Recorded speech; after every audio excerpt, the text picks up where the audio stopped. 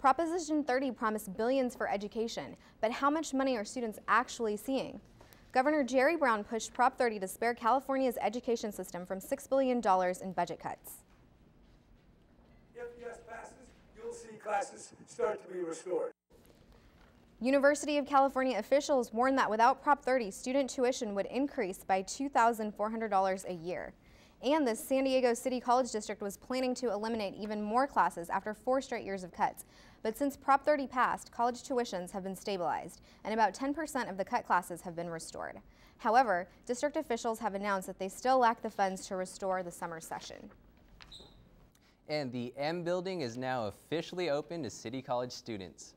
Earlier today, staff and students celebrated the grand opening of the new Math and Social Sciences building. Aside from an additional 33 classrooms, the M building provides 398 more parking spaces, a bookstore, and Starbucks coffee shop. The building took $80.9 million and about 2 years to complete. The budget for the construction comes from Props S and N, which voters approved back in 2005. Ben Hueso is now the assemblyman for the 40th Senate District. With 52% of the votes, he is now replacing fellow Democrat Juan Vargas, who was elected to Congress last November.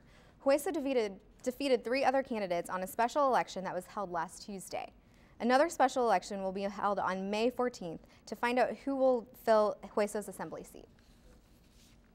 And big moves are being made around the country as the first week of the NFL free agencies kick off. Briley Oakes joins us now with the latest in sports. Hey guys, so a lot's happening this week with free agents. The Chargers made their first move by signing corner Derek Cox. But earlier this week, things were looking pretty grim for the Bolts. A new hole was created with the Chargers to fill their already problematic offensive line. Starting right guard Luis Vazquez signed a 4-year, $23.5 million contract with rivals Denver Broncos. The Chargers were unwilling or unable to match that figure, although they did give a new 4-year deal to kicker Nick Novak. In other moves, 49ers and the Ravens have been busy. The 49ers exchanged a 6th-round draft pick for the Baltimore Ravens championship winner, wide receiver Anquan Boldin, and the Seahawks traded a 1st-round draft pick for Minnesota wide receiver Percy Harvin.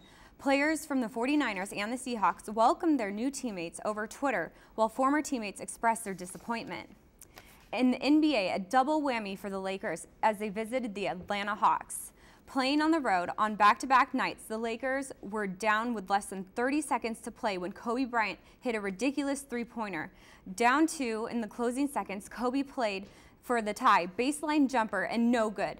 Not only did the Lakers lose 96-92, but Kobe suffers a severely sprained left ankle. The team says he's out indefinitely, whatever that means during the playoff push.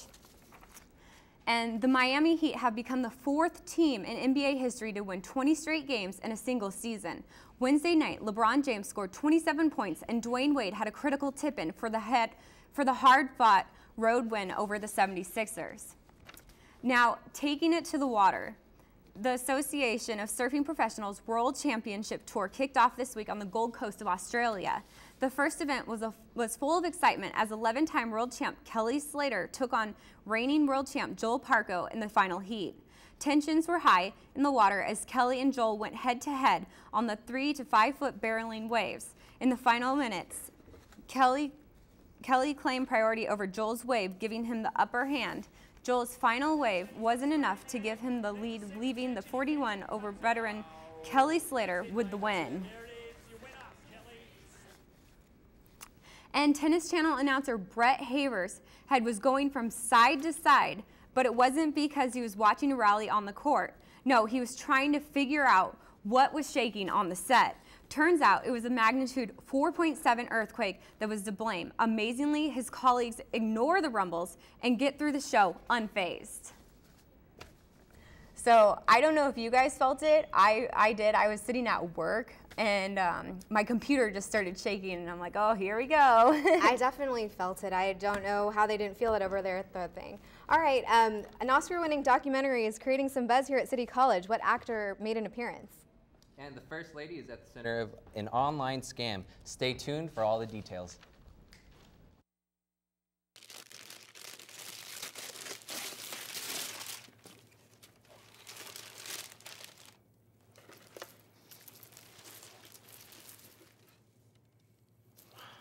I remember how much you said you liked